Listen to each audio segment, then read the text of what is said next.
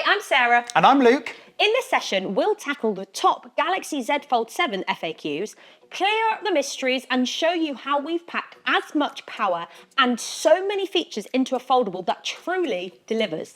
First up, durability. Everybody wants to know, can this thing handle real life?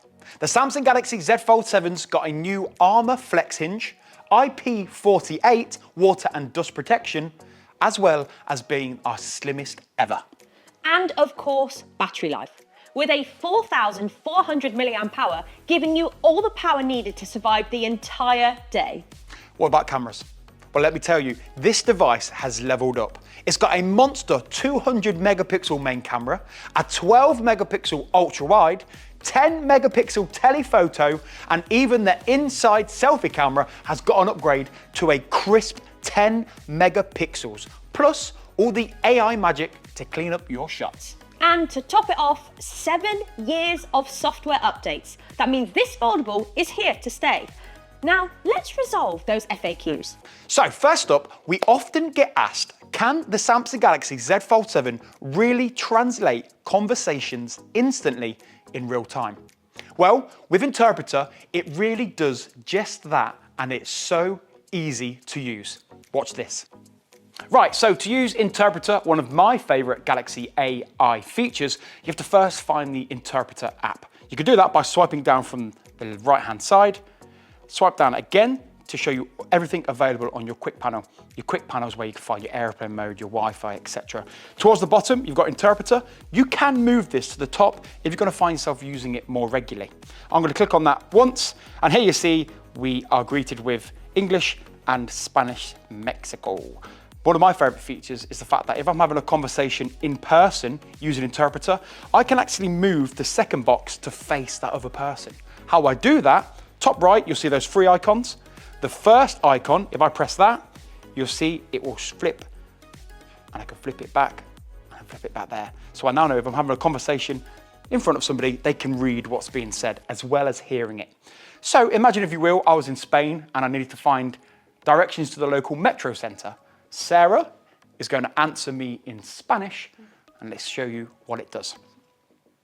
Can you direct me to the nearest metro station, please?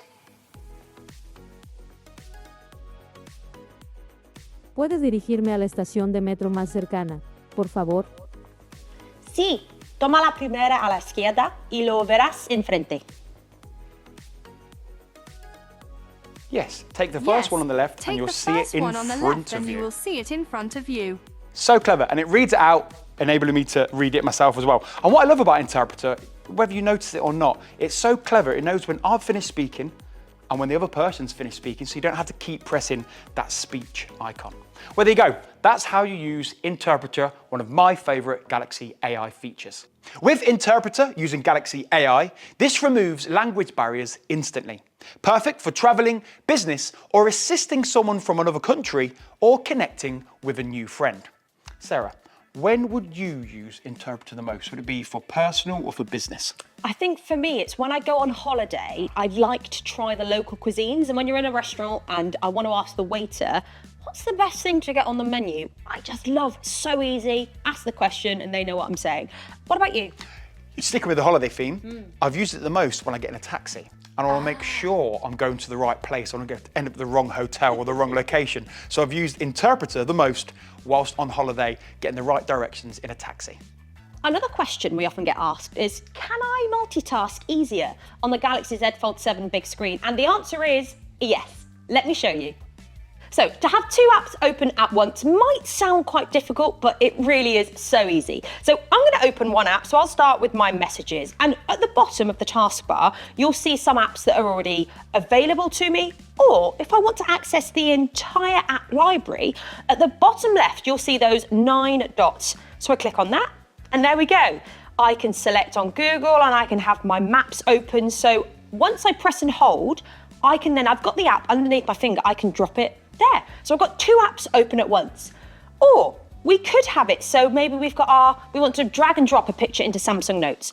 I can open my notes, and one of the options you can do is, of course, you can open the other app, but I can go to my recently opened apps. So the 3 lines I've got here at the bottom, I can tap on that. And all I have to do is that icon where the gallery is, I just press and hold on that. Once I've pressed and held on that, I can have my gallery right next to my notes, and all I can do is I can press and hold and I can drag and drop straight across. So Luke, which two apps do you use most together? It's got to be WhatsApp and Instagram, because I want to keep up with all of my socials, but I might be in the middle of a conversation on WhatsApp and I want to reply to that. So it's definitely WhatsApp and Instagram. What about you? For me, it's probably having maps on one side and messages on the other, because no doubt I don't know where I'm going, and second of all, I'm probably late because I'm trying to find out where I'm going, so definitely have those two next to each other. So talking about this, having two apps open at one time, do I have to set those two apps up every time, or is there a kind of a cool way of adding these as a favourite? Well, it doesn't just stop at two, so let me show you this. So as I said, I like to have my messages and my maps open at the same time. So here I've got the messages on the left-hand side and my maps on the right-hand side. But if that's maybe not for what you want to use, you can tap on those three dots in between those apps. And you've got different options. You can change the orientation, so rather than it being portrait, it's now landscape. You can also change the order of them. But for me, I want to stick with having one on the left and on the right. Because I know I really want to use this a lot, I can pin this as a favourite. So again, I tap on those three dots and that star gives me the option to add the app pair to either the taskbar, the home bar, or the app's edge panel.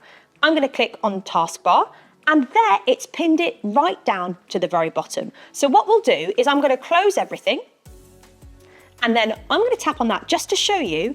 It brings it up straight away for me. And it doesn't just stop with having two apps open, you can add a third.